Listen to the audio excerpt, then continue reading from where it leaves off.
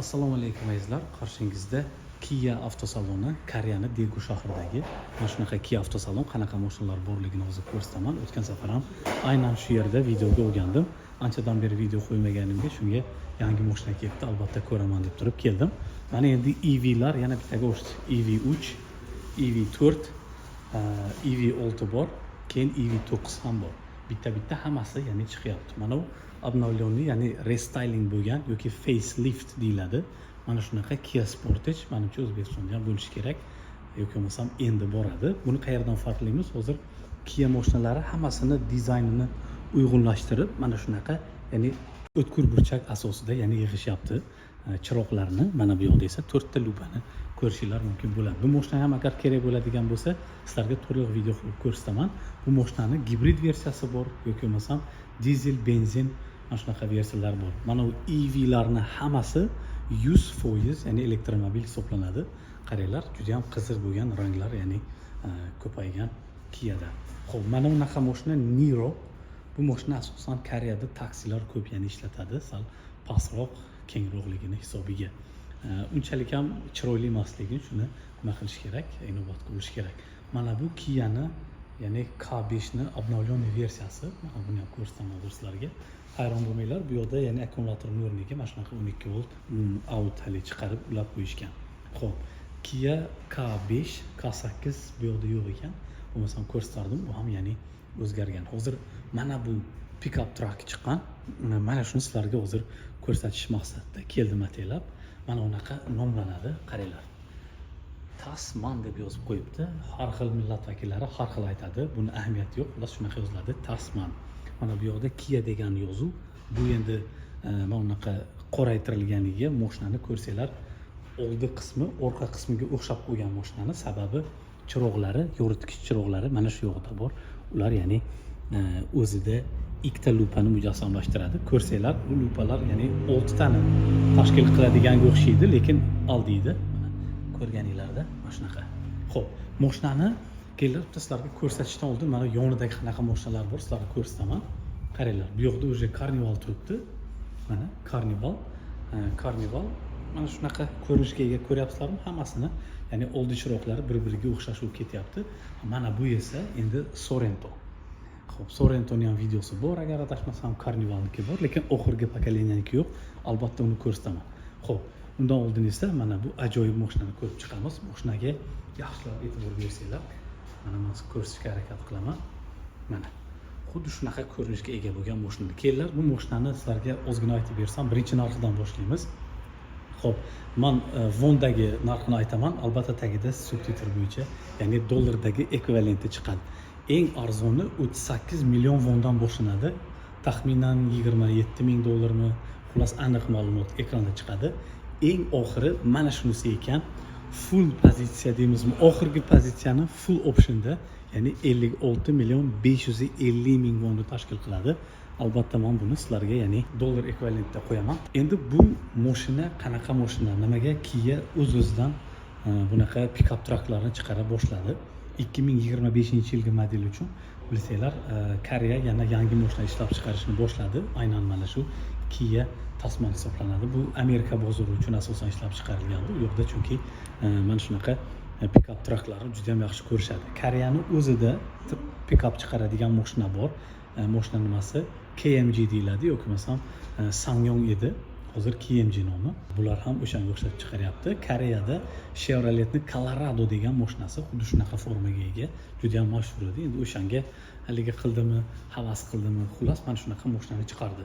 Bu mashinaning qanaqa opsiyalari bor? Birinchi motordan boshlaymiz. Kuzov hammasi bir xil.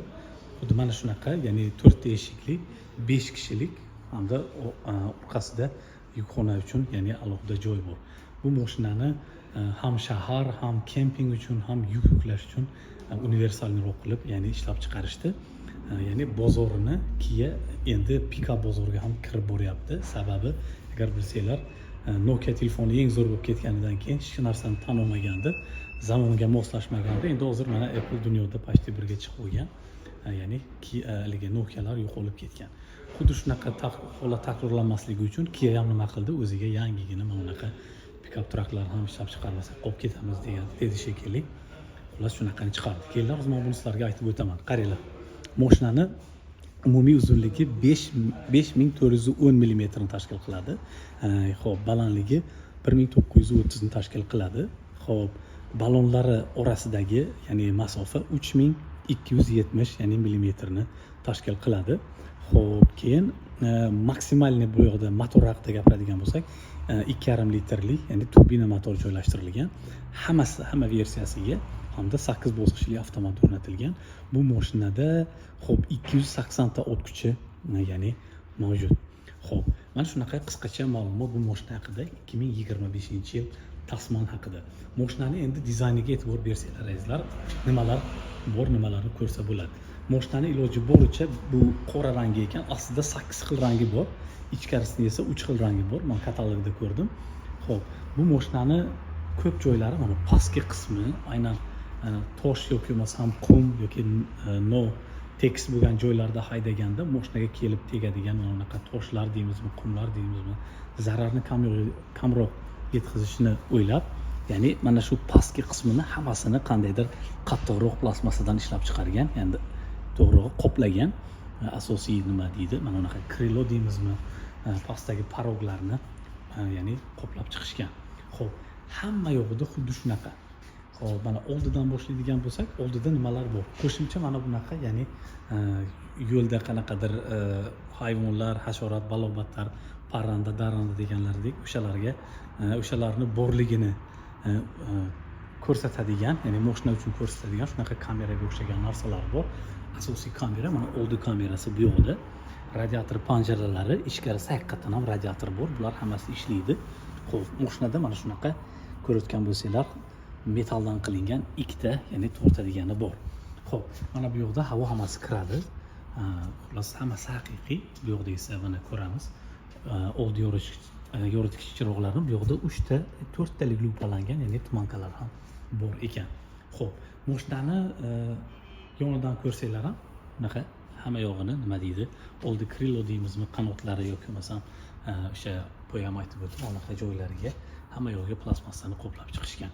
Ani endi mana bu bizlardagi nimalar, shinalar hamda diskalar o'ziga xos bir o'zgacha, bu o'zini, ya'ni offroadda qo'llaniladigan nimasi, umuman boshqa bo'lar ekan. Qaranglar, 265 ga 70 profil hamda 17 razmerdagi diskalar. Boshqani iloji yo'q, chunki bu tekis yo'ldan ko'ra no'ravon yo'llarda ko'proq harakatlanadi. O'shaning uchun qaranglar, mana bu yo'g'ini ataylab sal chiqarishgan sababi rulni burib shu mashinani haydagan payti, ya'ni qumlar tepaga sachraydi. O'shani oldini olganda, keyin sachraganda qaranglar, mana shu yo'g'ini ham himoyasini o'ylagan. Hattoki pastda ham ko'rayotganlaringdek nima deydi, shunaqa qattiq plastmassalar bilan himoyalangan. Xo'p, yana nimalarni ko'ramiz tashqaridan? Endi mana bunaqa paroglarga e'tibor berasizlar. Chiqish uchun qulay qilingan hamda yondan keladigan qanaqadir kuchlarni, ya'ni qaytarib qolish uchun.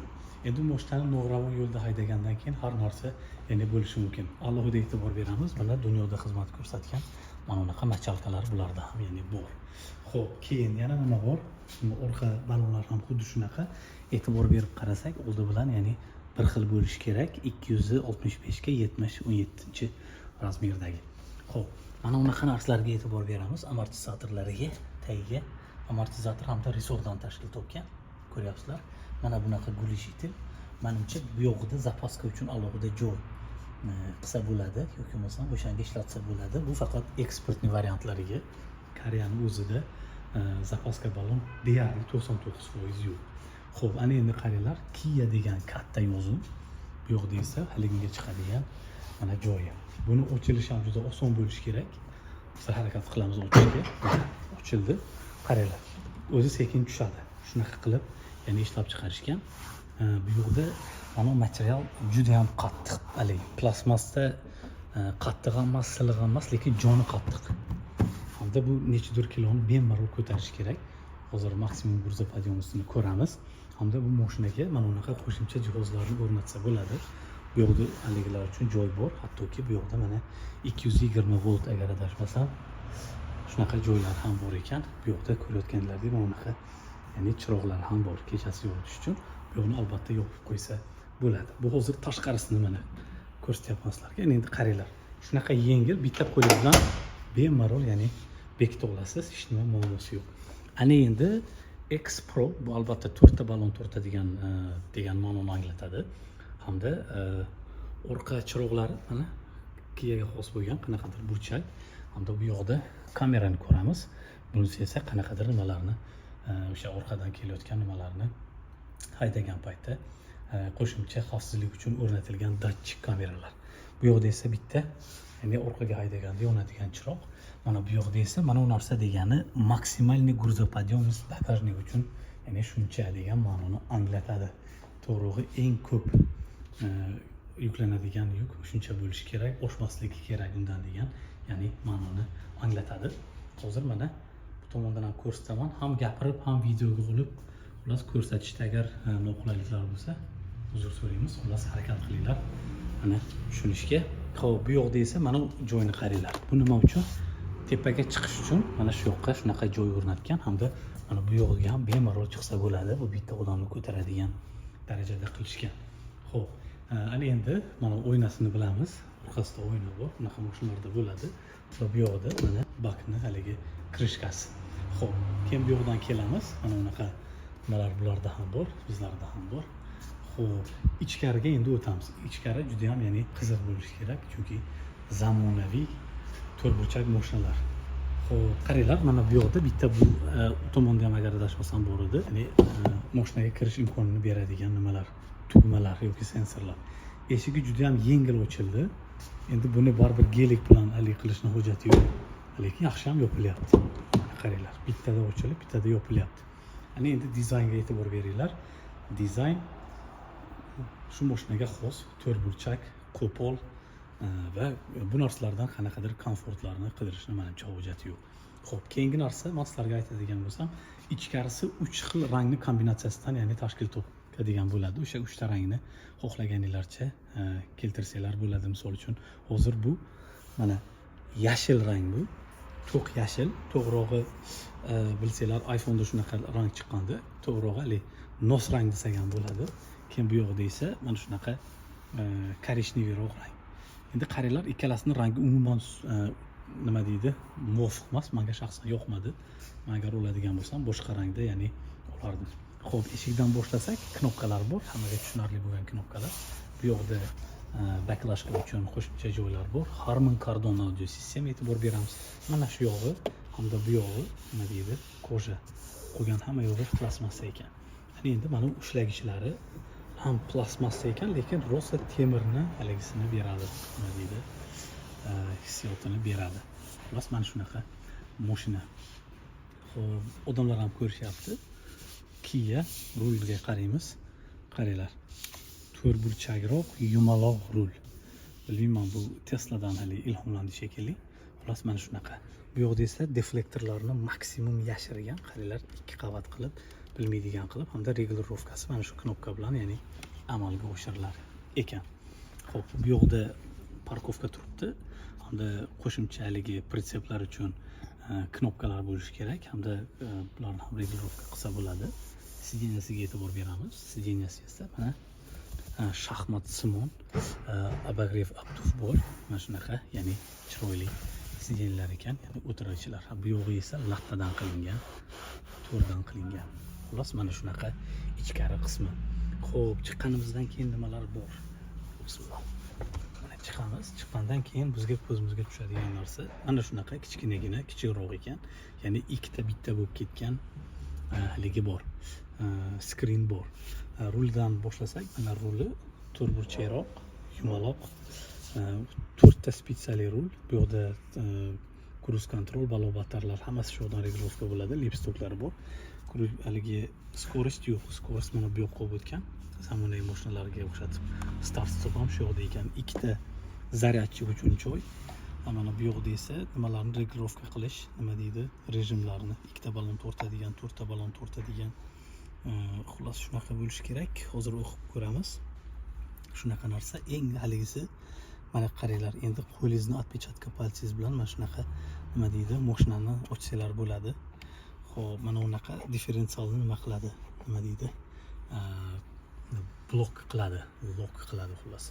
Bu yoqda nimalar bor? Shu narsalar. Keyin mana shunaqa joylari bor ekan qo'shimcha. Hamda pasta asosiy mana unaqa joylari bor. Voy, knopchalari bilan yangi mashina qanaqa mazai. Bu yoqda iloji boricha bironta knopka yo'q.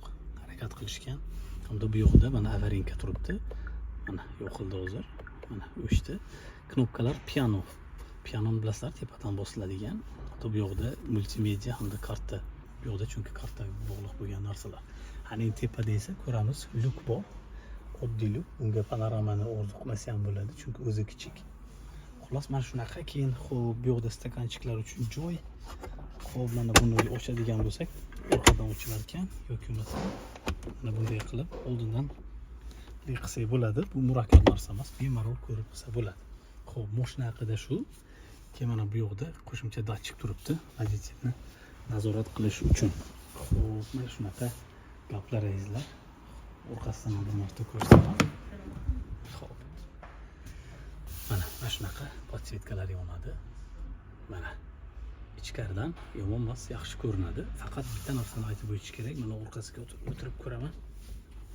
Orqasi sal kichikroq. Baribir xontaxtada o'tirgandayroq ekan. Lekin haligi qilsa bo'ladi, chidasa bo'ladi, uzoq yo'lga mas'ul. Haydasa bo'ladi. Deflektorlarning regulovkasi zo'r ekan. Menimcha Mercedesdan olib olishibdi buni. Mercedesdan bu yoqda Type C'lar bor ekan. Sideniyani o'tsa bo'ladi. Orqasidan taxminan mana shunaqa ko'rinadi, ya'ni orqa o'rindiqdan. Mashina haqida iloji boricha aytib berishga harakat qildim, to'g'ri tushunasizlar. Bular ham haligini yopish kerak ekan.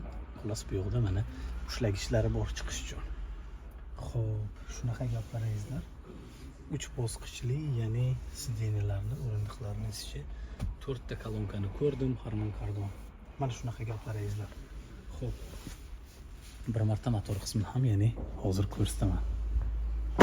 Mana eshiklarni yopdik. Odamlar ham qiziqib bo'lsa tomosha qilishyapti. Kelinglar, bir ko'ramiz. Mana bizga kerak bo'ladigan ma'lumotlar deydi-yu. Xo'p, birinchi qaraymiz bu yoqqa mana. Bu yoqda odatda garantiyani yozishadi. Xo'p, hozir ko'ramiz qancha ekan garantiyasi.